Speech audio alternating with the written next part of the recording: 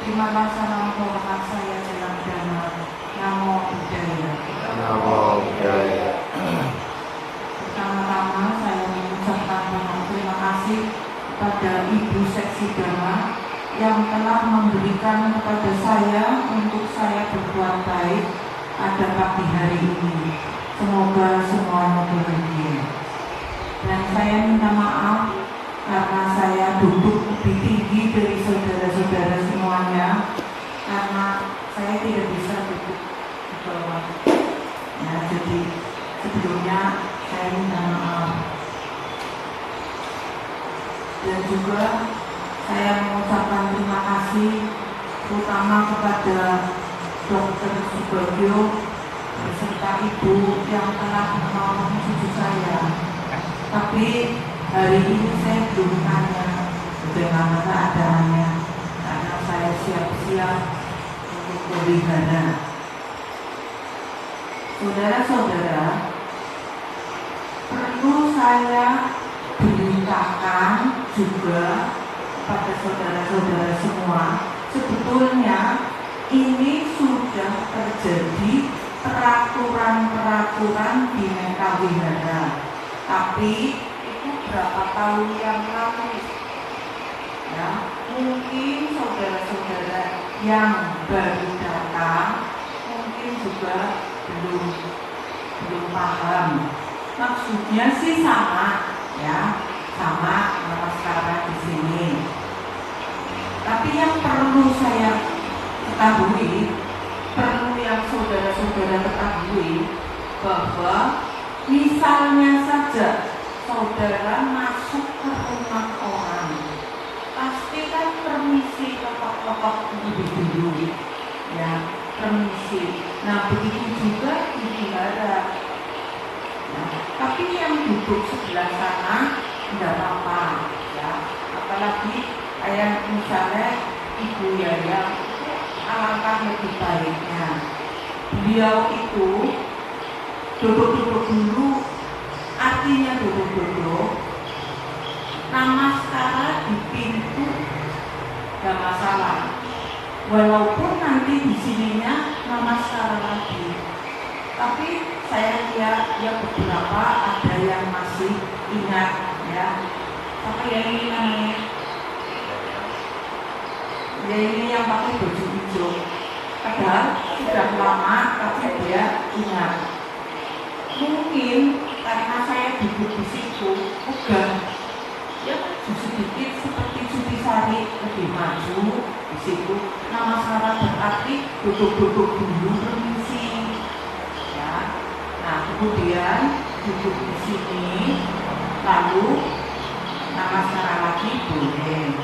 Misalnya seperti Dr. Subagio karena datangnya dari samping, tidak apa-apa.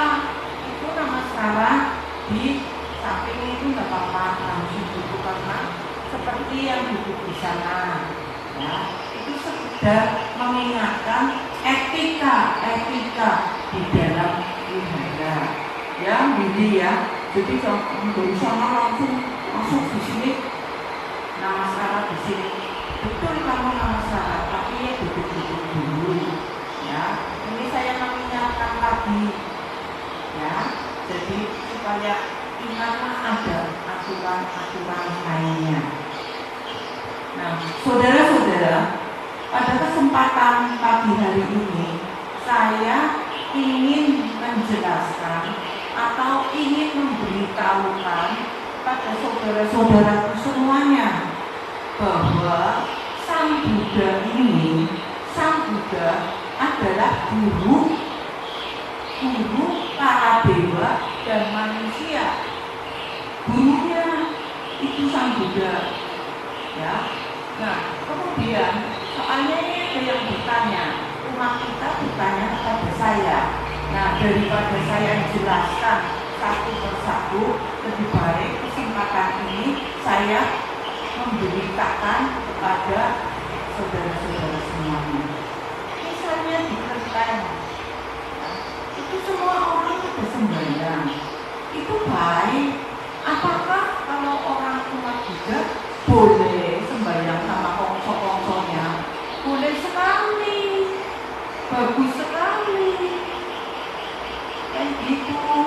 Bukannya kita agama Buddha terus di kelenteng kita tidak boleh sembahyang. Jangan, tetap boleh sembahyang.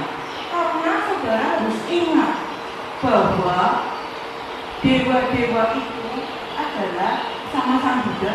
Sang Buddha itu gurunya para dewa dan manusia. Jadi kalau saudara itu menghormat kepada dewa-dewa itu, ya tidak apa-apa. Makanya itu kalau itu tahun baru Kebonet, kan Kongko itu datang ke sini, terus di situ dia menghadap kepada Sang Buddha. Kita pasang meja itu untuk menghormati dewa tersebut. Nah, Kongko itu menghormat kepada gurunya. Kita izinkan, boleh, ya, tidak apa-apa. Ya, kita menghormat kepada Kongko itu juga tidak apa-apa. Sebab Kongko yang di sana itu dulu-dulunya adalah pahlawan-pahlawan yang terkenal pada zaman dulu di negara Tiongkok. Di negara Tiongkok punya aturan bahwa pahlawan yang berjasa kepada negara itu dijadikan, kalau meninggal dijadikan Kongko. Misalnya Kongko Weloya itu juga dulunya pahlawan, tapi maaf saya tidak bisa menjelaskan bercerita riwayatnya karena saya belum mengerti betul. Saya belum memahami, jadi saya tidak mau. Tapi kalau Sang Buddha, agama saya Buddha, saya mau menjelaskan riwayat hidupnya karena saya mengerti dan saya membaca bukunya. Ya, jadi mengerti betul. Nah, seperti Kongko yang dikelenteng, ini sekelumit pengetahuan saja. Kongko yang dikelenteng itu misalnya Kongko Weloya, Kongko Kotak Cengsi, Kongko Simbuan Simbun, Dewi, Nampakin, Kosa, itu semua ada riwayat hidupnya. Seperti contohnya Kongko Simbuan Simbun, ya, itu katanya pahlawan zaman dulu, pahlawan. Makanya orang yang mengerti kalau memikul Kongko tersebut itu harus yang gagah, nggak boleh dijalani gitu. Dan selamanya kalau saudara perhatikan, saya pribadi perhatikan, betul enggak? Setiap keluar dari kelenteng, beliau mesti pertama dari Kongko Weloya, artinya jenderalnya yang mengiringi, dan mesti orang yang mengerti harus di goyang-goyang diapakan itu namanya ya. Kemudian itu karena jenderal sesuai dengan riwayat hidupnya. Ya, ada yang Kongko obat, ada Kongko macam-macam saudara-saudara. Nah, itu pada zaman dahulu, ya. Nah, di kelenteng itu menghormati Kongko tersebut. Tapi Kongko itu adalah Sang Buddha guru. Tetap Sang Buddha adalah guru para dewa dan manusia. Oleh karena itu, setiap itu tahun baru beliau itu Kongko itu datang untuk menghormat. Makanya saya yang sedikit mengerti, walaupun saya perempuan tua, tapi saya berdiri di situ harus ke Kongko dulu, ke Sang Buddha dulu. Kongko itu harus menghormat kepada Sang Buddha. Sudah itu barusan ke stupa. Kalau mereka itu ngerti ya, ke stupa. Ya, artinya apa? Stupa itu artinya penuh dengan profil namanya ya, ya itu dari orang-orang suci zaman dahulu. Ya, jadi sebelum Sang Buddha juga sudah ada di situ ditanam. Waktu mau bikin sekolah, saya menyaksikan sendiri. Ya, jadi ya sebaiknya menghormati. Misalnya saya tidak datang, saudara-saudara ini semuanya sudah mengerti. Tolong diaturkan pertama kepada Sang Buddha karena ini gurunya, kemudian kepada stupa. Nah, kemudian keluar itu nggak apa-apa. Jadi ada saudara yang tanya, bolehkah saya menghormat sembahyang pada kongco-kongco yang diberkahi? Boleh, bagus, nggak apa-apa.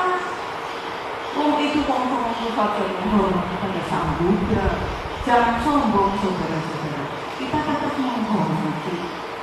Ya, dan itu kongco-kongco itu punya riwayat hidup pada zaman dahulu yang bermanfaat, yang membela negara pada zaman dulu. Kita itu belum apa-apa, belum lahir, dan sekarang kita lahir pun bukan apa-apanya beliau. Jadi kalau kita menghormat kepada kongso itu, ya tidak apa-apa, alangkah baiknya, asal jangan menghina. Ya, sesamanya baik, tidak boleh menghina, apalagi kepada kongso itu. Nah, itu sekedar mengenai kongso yang saya ketahui. Lain kesempatan, kalau saya sudah omong-omongan sama itu yang dengan bincang, sudah dijelaskan mengenai kongso, ya kongso apa, nanti saya jelaskan lagi kepada saudara-saudara. Saya ceritakan lagi, pokoknya apa yang saya ketahui, saya ceritakan kepada saudara-saudara semuanya, supaya semuanya bisa mengerti. Nah, kemudian saudara-saudara, tadi saya duduk di sana, saya buka-buka buku mengenai baca berkah utama. Ya, di situ ada karita berkah utama. Kalau nggak salah halaman 34. Nah, saya baca itu tertarik sekali. Maka ini saya sampaikan kepada saudara-saudara semua. Walaupun saya bacanya hanya sekelumit, ya, bacanya sekelumit. Nah, kemudian di buku itu tertulis dewa dan manusia itu ragu-ragu tentang berkah utama. Apa arti berkah utama? Pada umumnya seperti saya ini, ya, saya sangat mungkin saya saja. Seperti saya ini, berkah utama. Saya dulunya sebelum baca itu belum mengerti berkahku. Kalau saya dikasih, misalnya saya dikasih obat kan sama dokter Subagio, ini merupakan berkah, katanya saya. Berkah utama ini saya dikasih obat, saya dikasih makanan, saya dikasih apa, itu artinya berkah. Menurut saya sebelum mengerti baca di buku itu. Nah, berkah utama itu dewa saja pada zaman dahulu itu, dewa dan manusia itu kurang paham mengenai berkah utama.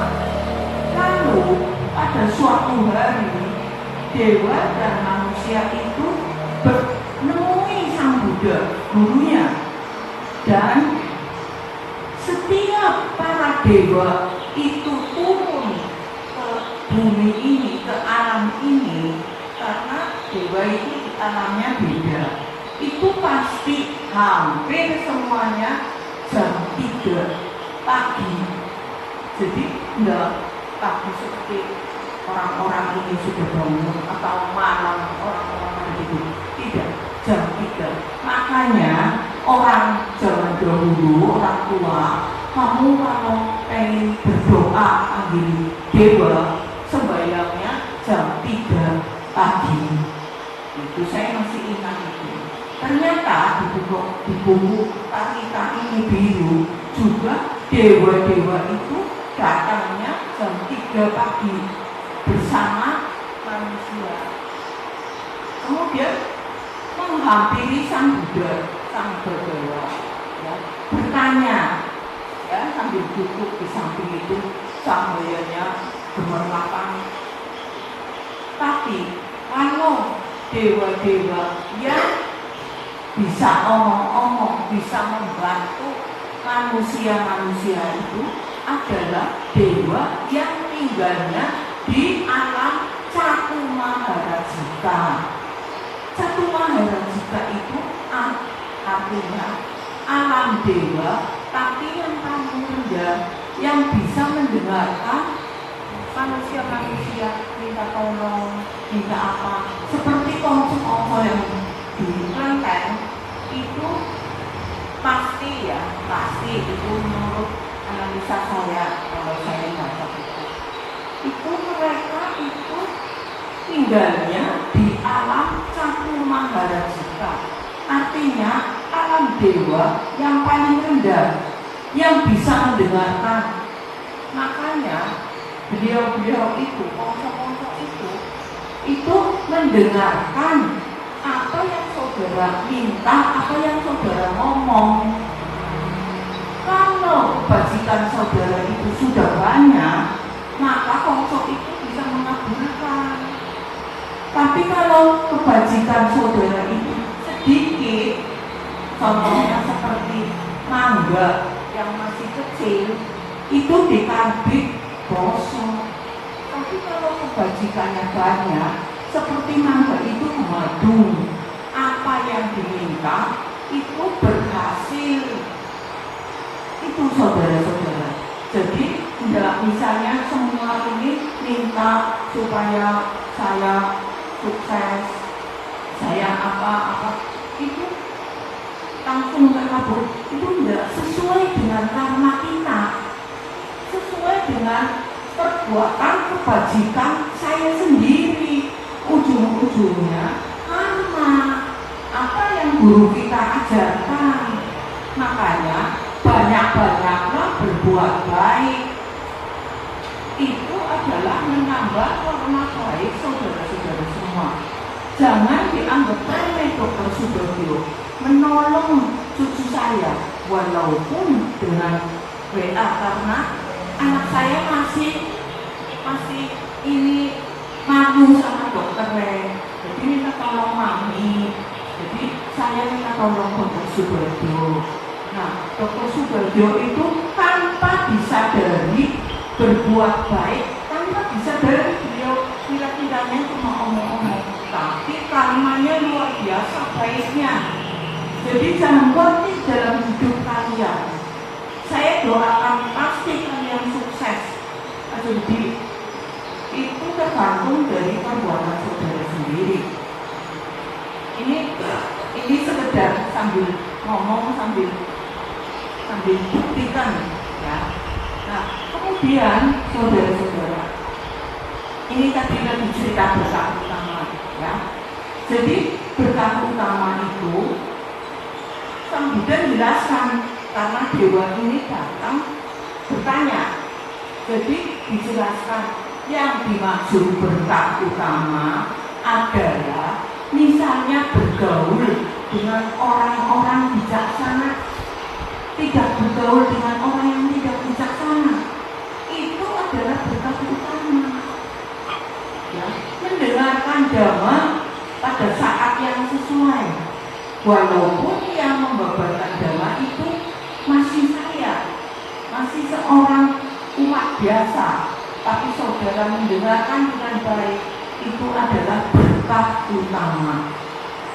Ya, ingatkan anak saudara, ya, kepada ayah dan ibu. Misalnya ayah ibu sudah tidak ada, tapi misalnya seperti Bono itu mau masuk, dia itu tetap dulu menghormat, ya. Itu masih mendengarkan peraturan-peraturan zaman dulu. Nah, kemudian tadi mendengarkan dhamma pada saat yang sesuai. Maksudnya saat yang sesuai di wihara ini, ya, itu adalah berkah utama. Menyokong ayah dan ibu, tapi ayah ibu sudah berada. Menyokong sanak saudaranya, kakak beradik, ya, istri, anak, menyokong ibu, membantu ini. Kenapa saya selalu mencontohkan Dr. Subagio? Karena memang beliau melakukan tersebut. Iya, Dr. Subagio, saya tidak bohong ya. Nah, itu adalah berkah utama, katanya Sang Buddha.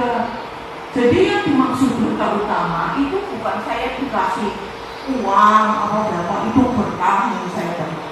Bukan, saudara-saudara. Yang dimaksud berkah, saudara bisa melihat, membaca sendiri di buku biru halaman 37, 34 kalau tidak salah. Itu lebih lengkap lagi, ya. Terus tadi mendengarkan dhamma pada saat yang sesuai, apalagi berbuat bijaksana. Selalu ingat jasa budi orang. Itu penting sekali, saudara-saudara. Jangan misalnya saya pernah ditolong, sudah, tapi kita harus ingat jasa kebajikannya, ya. Pada suatu saat saya bisa membantunya, walaupun saya masih begini lemah, tapi di lain bidang saya bisa membantu. Nah, itu adalah berkah utama, ya. Jadi berkah utama, jangan itu tadi tak diulangi lagi, mendapat jajan dari situ kayak apa, abon, bukan, saudara-saudara. Itu tadi, ya, ingat jasa orang, baik budinya orang, itu kita ingat. Kalau bisa kita bantu lagi, kalau ada pertolongannya, itu adalah berkah utama. Lebih lengkapnya, saudara boleh lihat di buku biru halaman 34. Itu banyak sekali. Cuma saya kata-kata dibaca sekelumit saja, jadi tidak bisa jelaskan semuanya. Tapi yang dimaksud berkah utama itu, ya, bukan misalnya ya ampun dapat uang, ini berkah, bukan. Ya, berkah utama, kamu mendengarkan aku bercerita dhamma, itulah yang dimaksud berkah. Kamu menolong sanak saudara, kamu menolong apa, itu berkah utama. Ya. Nah, setelah Sang Buddha menjelaskan itu soal berkah utama kepada dewa dan manusia, dewa dan manusia baru mengerti betul apa yang dimaksud berkah utama. Nah, kemudian karena ini penting oleh pembuat buku ini penting sekali berkah utama. Jadi dibikin di buku ini. Jadi saudara-saudara bisa membaca ini buku yang di buku biru ini, artinya banyak sekali. Misalnya orang yang mereka suka, ya di situ dibahas. Misalnya tidak mendengarkan ceramah ini, tapi saudara di rumah bisa baca bukunya itu sama, itu adalah khotbah Sang Buddha yang tertulis di situ, ya. Jadi inilah sekedar apa yang bisa saya sampaikan.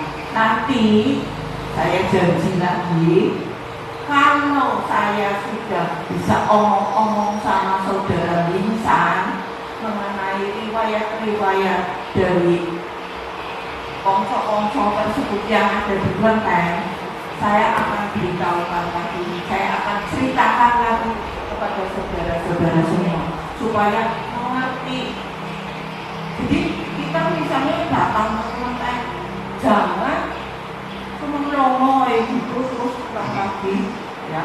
Walaupun di sana belum ada dhamma, tidak ada dhamma, ya, tidak ada yang menjelaskan dhamma, tapi kita mengerti.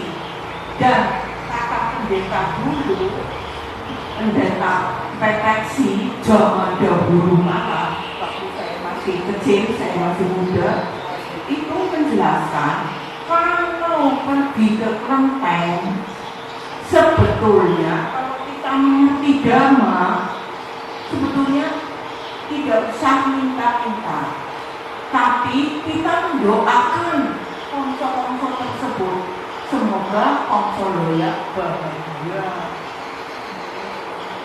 Makanya dan itu ini menurut pendeta peteksi kandungan peteksi. Jadi nggak usah minta-minta, sebab semuanya tergantung dari karma kita sendiri. Mengapa Saudara Puspa pergi ke kelenteng berdoa kayak gitu saja terkabul, tapi saya